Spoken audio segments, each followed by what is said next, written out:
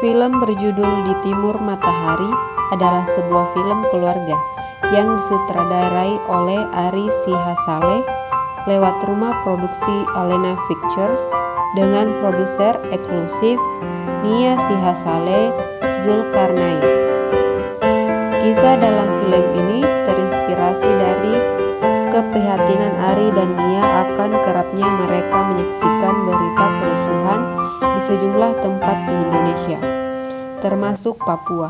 Keluguan anak-anak Papua yang haus pendidikan dipresentasikan melalui 5 karakter anak Papua. 5 sekawan itu adalah Mazmur atau Simpson Sikuwai, Thomas atau Abnego Yudi Balon, Suryani atau Friska Waroni, Agnes atau Maria Resubun, dan Yoakim atau Ras Manobi. Mereka anak-anak yang haus akan pendidikan dan berusaha untuk menggapai cita-cita, namun harus terbentur dalam kondisi dan situasi yang sangat sulit. Film ini dibuka dengan adegan harapan seorang anak terhadap pendidikan di tanah Papua. Pada bagian awal adegan, penonton terlihat dimanjakan dengan hasil sinematografi di sepanjang film ini.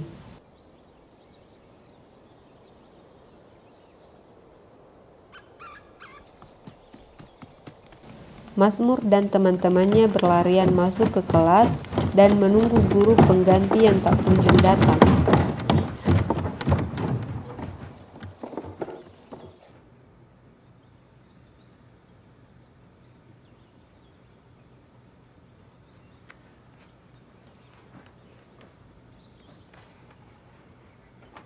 Mazmur layaknya sebagai pemimpin, dia mengajak teman-temannya bernyanyi selagi menunggu guru pengganti datang.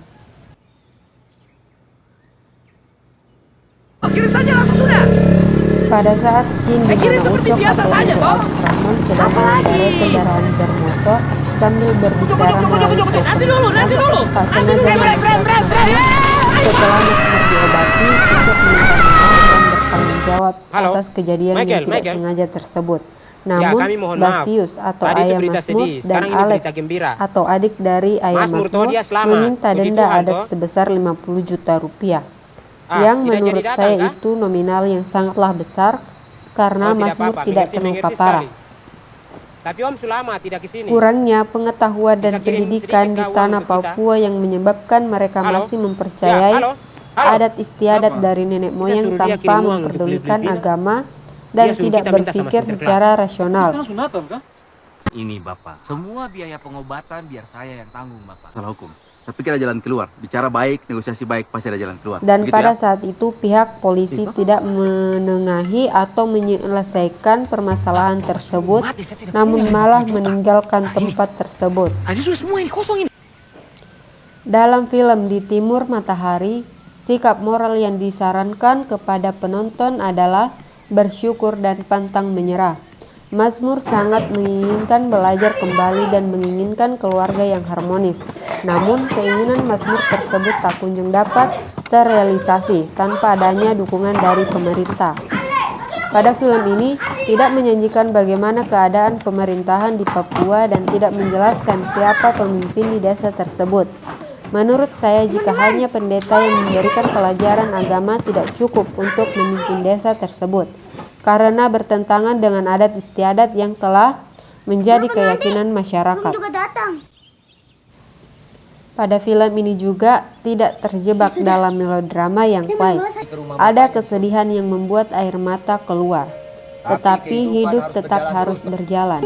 Mazmur yang telah kehilangan ayah karena terpana, dan Else atau Putrinar atau ibu Mazmur yang telah kehilangan jari manisnya karena merupakan lambang kesedihan atas kehilangan seorang suami.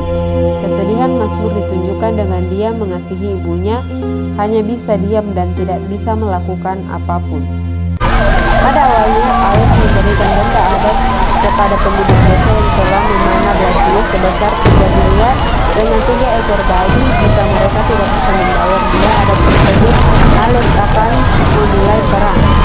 Alex membakar rumah penduduk desa tetangga dan menewaskan banyak penduduk, dan akhirnya Alex yang merupakan ayah dari Thomas meninggalkan dunia karena terpana saat sedang perang.